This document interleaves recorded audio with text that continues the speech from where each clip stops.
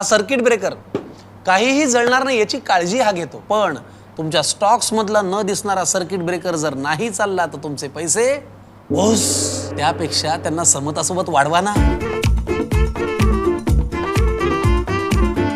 समता पतसंस्था, टेन्शन नाही, रिटर्न्स निवडा। कोपरगाव शहरातील गोदाकाठ येथील श्री स्वामी समर्थ केंद्र येथे श्री स्वामी समर्थ पुण्यतिथी उत्सव मोठ्या भक्तिभावात आणि उत्साहात साजरा करण्यात आला।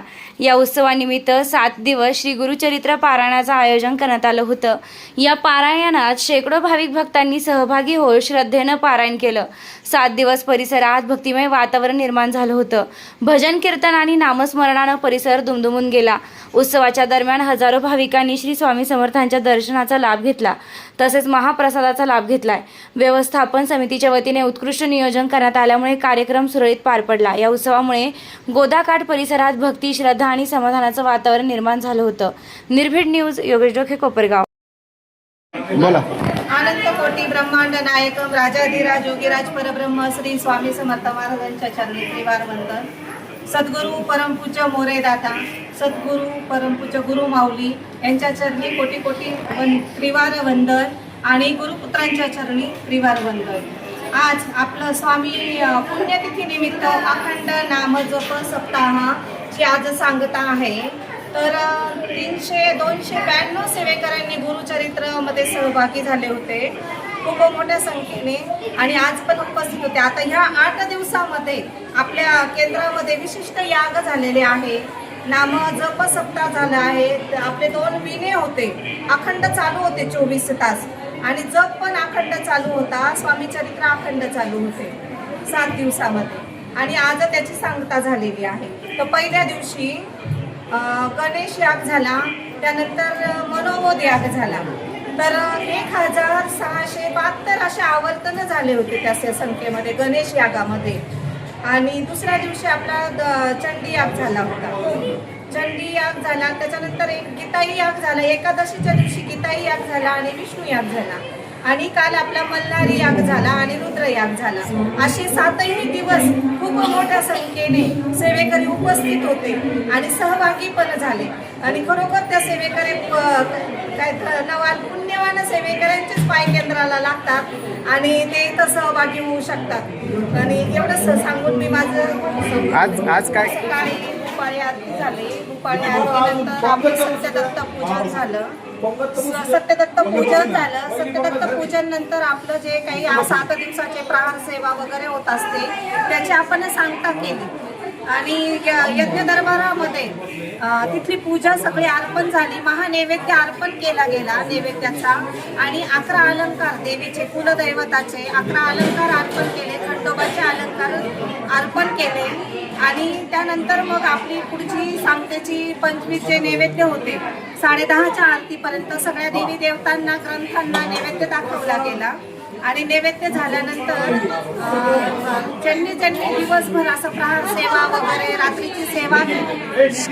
रात्रीची प्रहार सेवा केली होती त्यांना श्रीफळ अर्पण करण्यात आले, प्रसाद रूपी श्रीफळ अर्पण केले। आणि रेणुकाताई बोरस्ते या नाशिकहून आल्या होत्या, त्यांनी खूप सुंदर पद्धतीने सेवेकऱ्यांना मार्गदर्शन केले। आणि गुरुमाऊलींचा जो उद्देश आहे की आपल्या देशामध्ये रामराज्य तयार व्हावं, तर त्याच्यासाठी आपल्याला मुळावर कार्य करायला पाहिजे। तर मुळावर कार्य करणे म्हणजे की गर्भसंस्कार, शिशु संस्कार, बालसंस्कार आणि युवा प्रबोधन, तर असं गुरुमाऊलींचे स्वप्न आहे।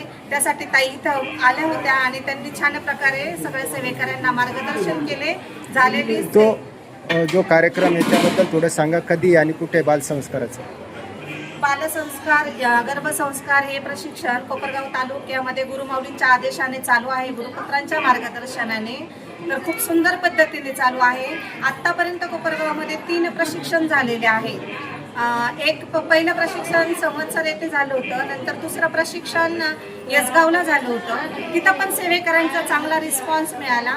आणि आता 1 मार्च रोजी धामोरी येथे प्रशिक्षण झालं, तर धामोरीला पण चांगल्या पद्धतीने संख्या होती, उपस्थिती होती चांगली, आणि गुरुमाऊलींचे कार्य हे सगळं पूर्ण आता कोपरगाव तालुक्यामध्ये ते चालू आहे। बाकीकडे पण इतर राज्यस्तरीय प्रशिक्षण चालू आहे।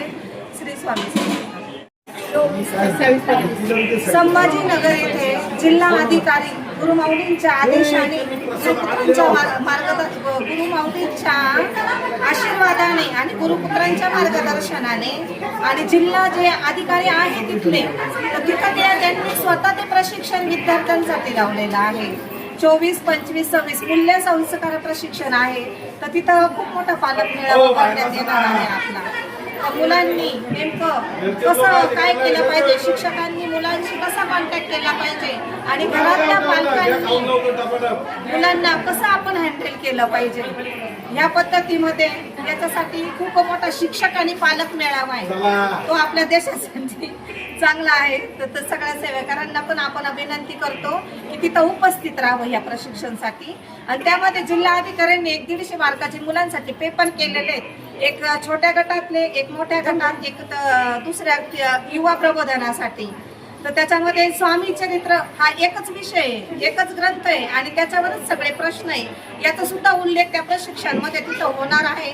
तर जास्तीत जास्त संख्येने सेवेकरांनी तिथं उपस्थित व्हावं आणि मूल्य संस्काराचा लाभ घ्यावा. श्री स्वामी समर्थ. संपर्क कसा करायचा त्यात? तिथं आपल्या केंद्रामध्ये फ्लेक्स लावल्या जाणार आहे, त्याच्यावर परिपूर्ण माहिती राहणार आहे त्याची. केंद्रातच संपर्क करावा त्या गोष्टीचा. श्री स्वामी समर्थ.